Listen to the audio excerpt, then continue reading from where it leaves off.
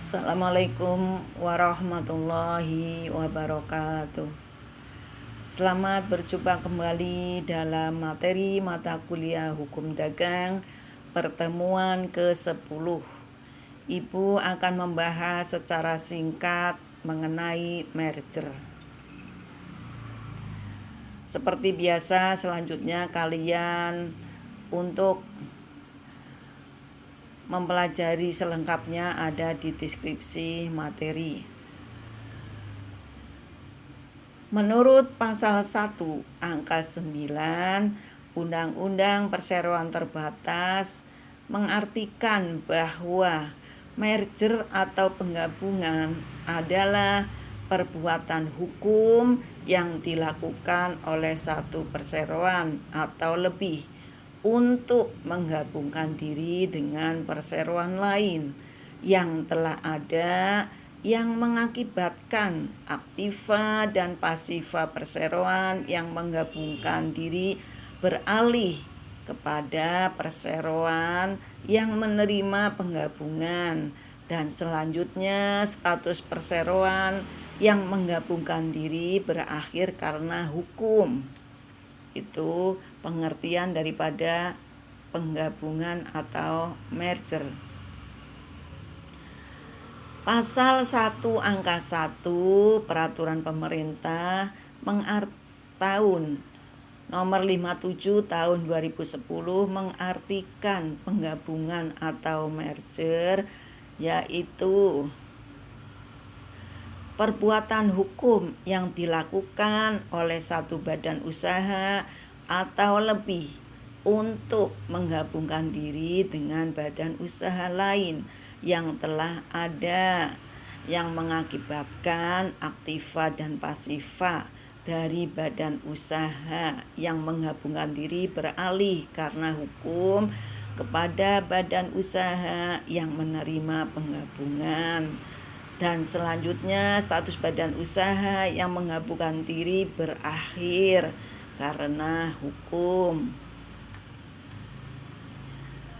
Adapun proses hukum atau prosedur dan tata cara yang harus dilalui oleh perseroan yang hendak melakukan merger diantaranya harus memenuhi syarat-syarat penggabungan, menyusun rancangan penggabungan disetujui oleh rapat umum pemegang saham, pembuatan akta penggabungan, pengumuman hasil penggabungan. Jenis-jenis merger yaitu merger horizontal adalah merger di antara dua atau lebih perusahaan, di mana semua perusahaan tersebut bergerak pada bidang bisnis yang sama, atau dapatlah dikatakan terjadinya fusi atau merger horizontal, yaitu apabila dua atau lebih perusahaan yang sebagian besar mempunyai pasar pembelian dan pasar penjualan yang sama-sama berlebur menjadi satu, seperti misalnya antara perusahaan kelapa sawit. Itu contoh daripada merger horizontal. Sedangkan merger vertikal adalah suatu gabungan di antara dua perusahaan atau lebih, dengan mana yang satu bertindak sebagai supplier bagi yang lainnya, atau dapat dikatakan merger vertikal ini terjadi apabila perusahaan bersatu dengan perusahaan lainnya yang mengerjakan lebih lanjut barang-barang yang dibuat oleh perusahaan yang pertama.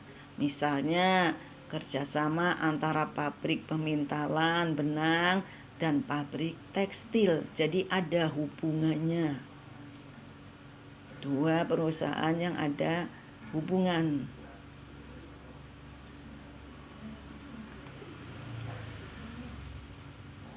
Merger generik yaitu merger di antara dua atau lebih perusahaan yang saling berhubungan tetapi bukan terhadap produk yang sama, seperti pada merger horizontal, dan bukan pula antara perusahaan hulu dengan hilir seperti dalam merger vertikal.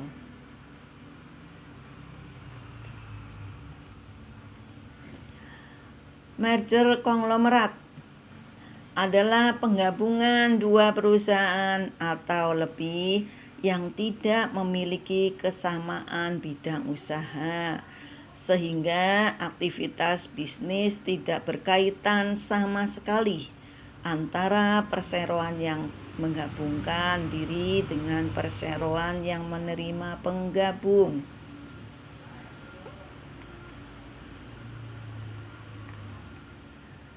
Tujuan daripada merger diantaranya memperbesar jumlah modal, menyelamatkan kelangsungan produksi, mengamankan jalur distribusi, memperbesar sinergi perusahaan dan mengurangi persaingan serta menuju kepada monopolistik.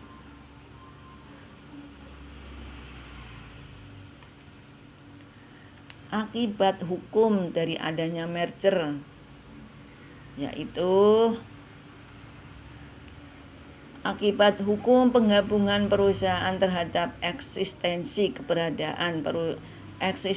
atau keberadaan perusahaan perseroan terbatas yang mengambil alih adalah tetap memakai nama dan identitasnya, sedangkan eksistensi dari perusahaan perseroan terbatas yang diambil alih adalah berakhir karena hukum.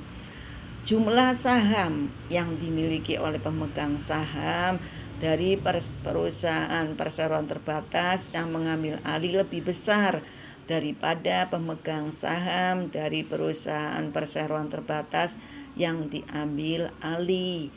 Itu diantaranya daripada akibat hukum dari adanya merger.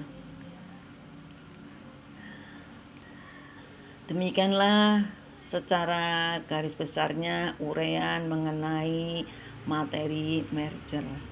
Terima kasih. Wassalamualaikum warahmatullahi wabarakatuh.